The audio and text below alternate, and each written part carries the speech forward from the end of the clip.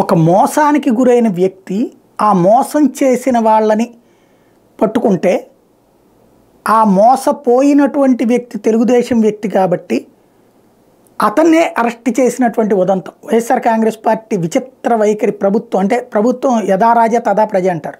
వీళ్ళు ఎలా కోరుకుంటే అట్లాగే పోలీసులు వ్యవహరిస్తున్నారు. అట్లాంటి ఒక విచిత్రమైన కేసు ఇది. సాక్షి వాళ్ళే టీడీపీ నేతల మీద కిడ్నాప్ కేసు అని రాశారు, కానీ అసలు పాయింట్ ఆ వార్త అంతా చదివితే అందులో ఉన్న లోపం అర్థమవుతుంది. ఓ వ్యక్తిని కిడ్నాప్ చేసి తీవ్రంగా హింసించి అతని చేత బలవంతంగా 14 లక్షలకు బాండ్ రాయించుకున్న ఘటనలో పులివెందుల పోలీసులు శనివారం టీడీపీ నేతలను అరెస్ట్ చేశారు. ఇది చూడగానే చెయ్యి ఏంట్రా దరిద్రులా వీళ్ళు అనుకుంటాం, కానీ అసలు సీన్ చూడండి. వైఎస్ఆర్ జిల్లా పులివెందుల పోలీసుల కథనం ప్రకారం గుంటూరుకు చెందిన లంకపల్లి సాంబయ్య ఆంధ్రప్రదేశ్ సెక్రటరియట్లో ప్లానింగ్ డిపార్ట్మెంట్లో అటెండర్గా అవుట్సోర్సింగ్లో డ్యూటీ చేస్తున్నాడు. అతని పేరు సాంబయ్య, అవుట్సోర్సింగ్ ఎంప్లాయ్.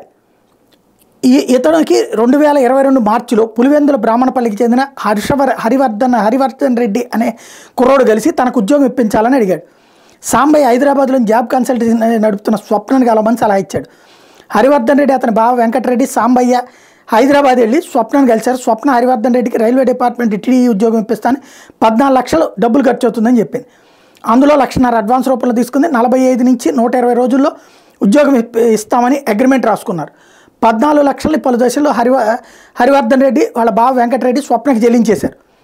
తర్వాత స్వప్న గుంతకల్ రైల్వే స్టేషన్ డిపార్ట్మెంట్లో హరివర్ధన్ రెడ్డికి ఉద్యోగం ఇచ్చినట్టు నకిలీ పేపర్లు సృష్టించి ఇచ్చింది. ఆ పేపర్లు తీసుకుని గుంతకల్ వెళ్తే హరివర్ధన్ రెడ్డి తను మోసపోయినట్టు తెలుసుకున్నాడు. పులివెందులకు చెందిన టీడీపీ నేత అక్కులూరు విజయకుమార్ రెడ్డి, హరివర్ధన్ రెడ్డి, సాంబయ్య హైదరాబాద్ వెళ్ళి స్వప్నను కలిశారు. ఆమె డబ్బులు కొద్ది రోజులు ఏర్పాటు చేస్తానని చెప్పింది. డబ్బులు వెంటనే కావాలంటూ విజయకుమార్ రెడ్డి సాంబయ్యని హైదరాబాద్ నుంచి పులివెందులు తీసుకొచ్చి తన ఇంట్లో నిర్బంధించాడు.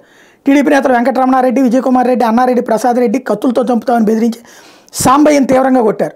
సాంబయ్యతో 14 లక్షల బాండు రాయించుకుని మరికొన్ని ఖాళీ అగ్రిమెంట్ కాగితాల మీద సంతకాలు చేయించుకుని వదిలేశారు. దీంతో సాంబయ్య పులివెందుల పోలీసుల్ని ఆశ్రయించాడు. ఇక్కడ ఈ సాంబయ్య ఆ స్వప్నకి చెప్పాడు. స్వప్నను ఏం చేయలేక మోసపోయినటువంటి వాళ్ళు సాంబయ్యని పట్టుకున్నారు. సాంబయ్య వాళ్ళనే అన్నటువంటి. ఇప్పుడు కేసు వచ్చేటప్పటికి టీడీపీ నేతల మీద కిడ్నాప్ కేసు. అక్కడ వాళ్ళు చేసింది ఏంటి? మోసపోయినోడికి డబ్బులు ఇప్పించడానికి ఫిజికల్గా చేశారు కాబట్టి అది క్రైమే అవుతుంది. కానీ అక్కడ కోణం చూస్తే వాళ్ళు బాధితుల తిరుగుబాటుని కిడ్నాప్ కేసు కిందకి మార్చుకున్నటువంటి పరిస్థితి. ఇవే చట్టంలో ఉండేటువంటి లొసుగులు, మానవత్వానికి దూరంగా ఉండే వ్యవహారాలు.